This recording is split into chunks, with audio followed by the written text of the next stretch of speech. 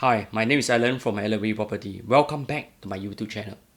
In today's video, I'm going to talk about URA Master Plan 2025. Where are the property lobangs? I'll be discussing about the intent of the URA Master Plan 2025. Where are the areas that will see a change in zoning and plot ratio? I'll also be sharing my humble suggestions to improve the master plan that will benefit all Singaporeans, especially those staying in older public flats. And to part it off, I will unearth some of the lobangs that you can plan to make more money through property investment. As the saying goes, if you fail to plan, you plan to fail. Without further ado, let's head straight to the discussion. As we all know, Singapore has limited land. Hence, it's important to plan ahead using our limited land resources such that it can shape the city as how we live, work and play. We play an important role as steward to balance our needs of today with those of the future, to ensure Singapore continue to thrive and many generations to come can achieve their aspirations. In 2021, URA has journeyed with Singaporeans in the long-term plan review to chart our future for the next 50 years and beyond. We will now build on this shared conversation to map out detailed land use plan for the next 10 to 15 years in the Draft Master Plan 2025. URA has also engaged the public to be guided by 4 themes: shaping a happy, healthy city, enabling sustainable growth, strengthening urban resilience, and stewarding our nature and heritage. For those who are keen, I will share the links in the description below. URA Master Plan covers a wide spectrum of area. It will not be possible for me to cover everything in this short video. Therefore, I will only select a few areas that have greatest interest to fellow Singaporeans. First up, Bukit Timah Turf City is set to be transformed into a high-density housing estate, where homes, heritage, nature, public space and amenities are sensitively integrated to provide current and future residents with a highly livable, inclusive and endearing living environment. When completed in around 20 to 30 years' time, the estate will comprise a good mix of approximately 15,000 to 20,000 public and private homes. This also marked the first time in almost 40 years that new public housing is planned along Bukit Timah. Bukit Timah Turf City will be served by 2 MRT stations on the existing Downtown Line and upcoming Cross Island Line. These are some photos I took before the former Turf City was closed to the public. This place has kind of an old world charm with the grandstand at the centerpiece. I'm not sure if they will preserve the grandstand. I feel it should. After all, this building has fond memories to our big heritage. It can be turned into a commercial knops and tuition center on the upper floors. I'm very sure she'll got takers. This area is also very spacious and vast. It is also very green with many historical and iconic landmarks all around. I remember coming here to drive around to soak in the nature. What I really missed was the former Rider Cafe. What to do? We are living in modern Singapore. The land has to be reused for the highest and best use. More plans will be unveiled when they are ready. Currently, the area is zoned as residential with subjected to detailed plannings. URA has already kickstarted the rejuvenation of the Turf City with a GLS site along Bukit Timah. This site will be launched in April 2025 and can accommodate 370 homes. Chencharu Close is in Yishun Town. HDB, as the master planner of this heartland area, Chencharu will offer around 10,000 new homes by 2040, of which at least 80% will be set aside for public housing. The first BTO project has 1,270 units, comprising a mix of 2-room flexi to 5-room flats. Besides new homes, Chencharu will offer new amenities and facilities to provide greater convenience to residents. They will complement existing ones in the vicinity, such as a neighborhood park, Home Team NS Kaptit, Kaptit Central Neighborhood Centre, and Kaptit MRT Station. There are also plans for the new education institution and nursing home to cater to the need of residents across different age groups. HDB has launched a sales site at Chencharu Close. This is a mixed-use site comprising a commercial and residential development integrated with a bus interchange and a hawker centre. The site can potentially yield about 875 residential units. This will surely be a hotly contested site, especially if it comes with a commercial component. As we all know, heartland malls are always crowded. Yishun North Point is one good example. What does this mean for you? If you are planning to get a BTO flat in this area, don't say they are ulu hall. Don't say there is nothing there. Don't say Yishun cannot make it. Once you get a BTO flat in Chencharu, you sure what all the way to MOP. Then, what about private owners? Let's wait and see how much the land is sold for. This will indirectly give us an indication of what is the future selling price for this mixed development. I wouldn't be surprised it is above 2,200 per square feet. This means all resale condo in Yishun look very cheap today. Woodland North will be very exciting in the years ahead. This is currently the master plan for Woodland North. Development will take place around Woodland North MRT station and the upcoming RTS to Johor Bahru. We can see that the plot ratio has already been assigned for this residential plot near Admiralty Park.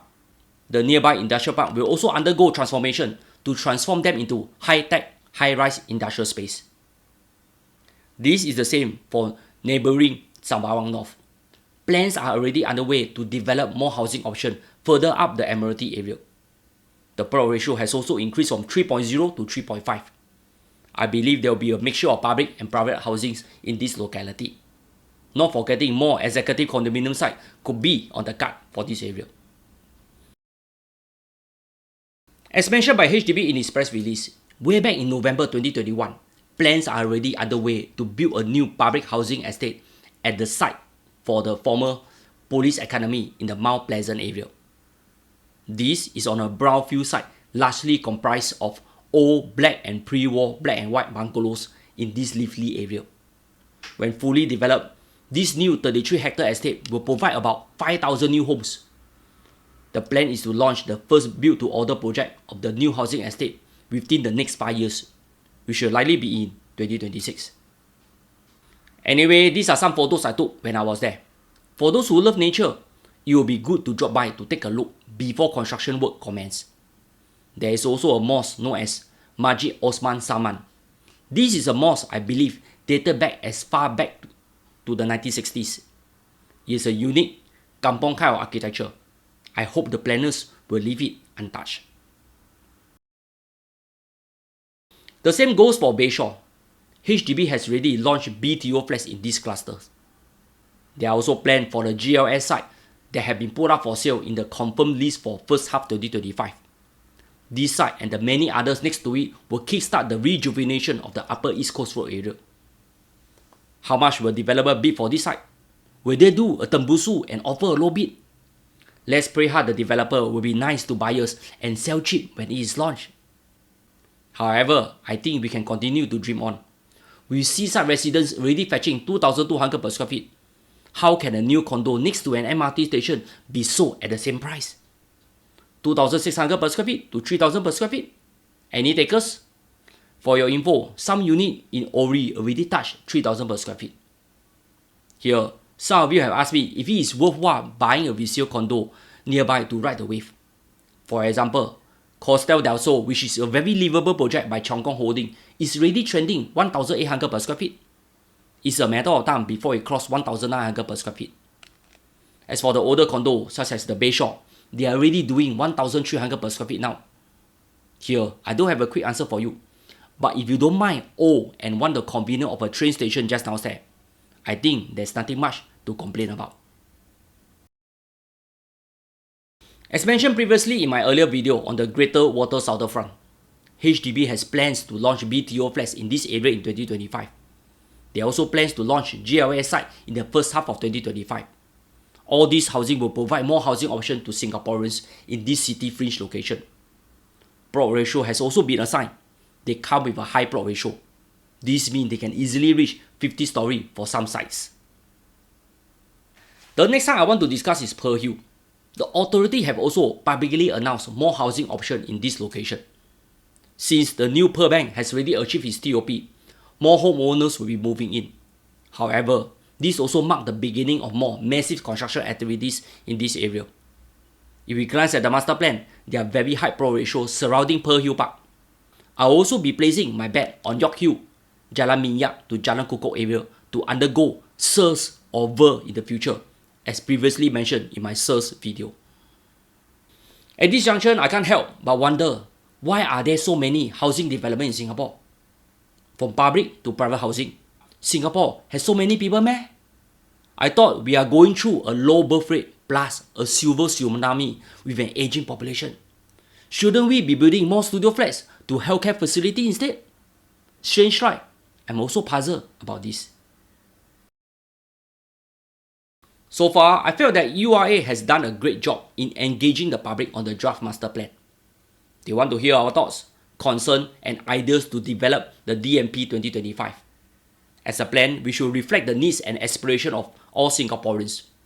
Over the last 2 years, the public has been invited to share our ideas and perspectives on land use plans ranging from national initiative to key projects in and around our neighbourhood. Some of these include from the rail to trail rail corridor exhibition, to reimagining former Jurong Bird Park and Jurong Hill, the Long Island plan along East Coast Park, to recreation master plan and many others. Here, it's heartening that our planners have put in so much thoughts just to develop the master plan. At this junction, let me contribute back to the industry with 2 suggestions. With an ever-increasing migrant workers population working in Singapore, I realize that they have challenge in finding suitable accommodation in Singapore. Let's face it, most landlords don't want workers in their properties. I can still recall years back when JTC started to offload some of their HDB properties to the resale market to stabilize the HDB resale market. Such flats have provided a refuge for these workers to stay in an affordable and safe place while they contribute to our economy. Here, I humbly hope the authority can provide more such accommodation within the neighborhoods.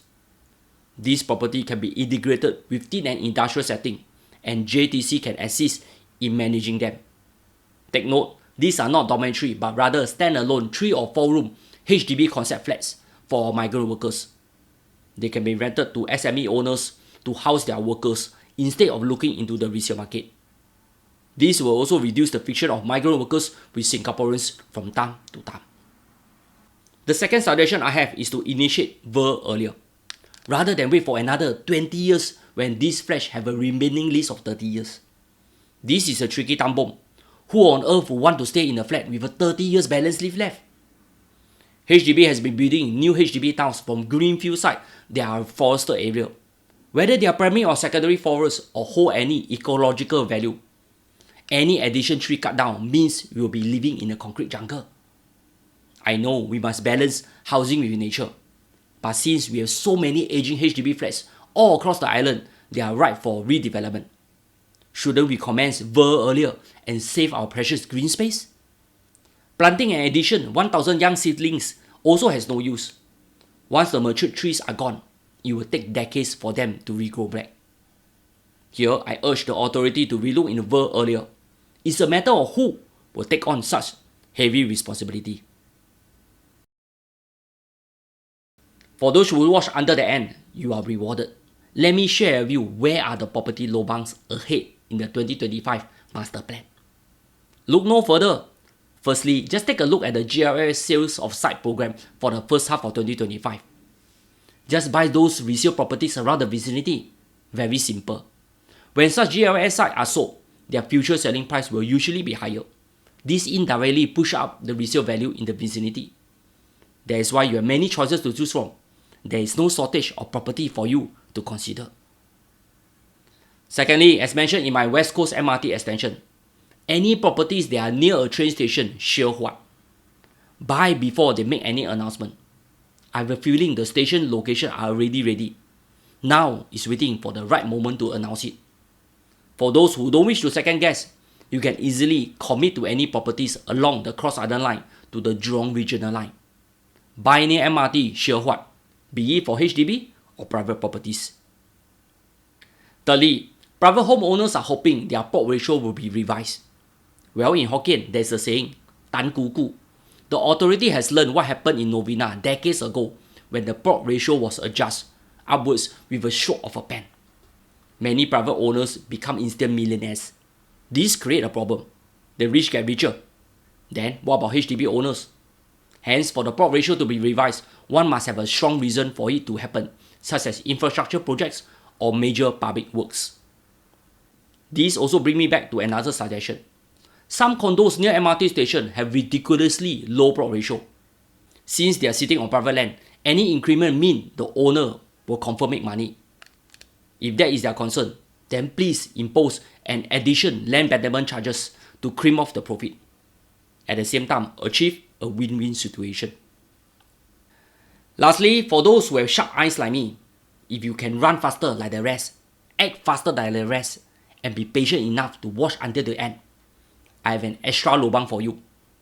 URA has made amendments to the master plan in January 2025. They have rezoned a reserve site in Newton from a reserve site to a residential site with a 4.9 plot ratio. Currently, this place is used by Prudential at 51 Scotts Road. It's on a 15 years lease, awarded in 2007. It sits on a reserve site. A spokesman for the Singapore Land Authority said that each of the 3 properties has been granted extension until sometime in 2025, and the site will be returned to the state when tenancy expires. What does this mean for those staying in the nearby condos? If you are smart enough, you should know what to do now. Here, I hope I have enlightened everyone by this long video. It's not easy to do this content. Appreciate the likes, subscribe and share. That's all, and see you in the next video.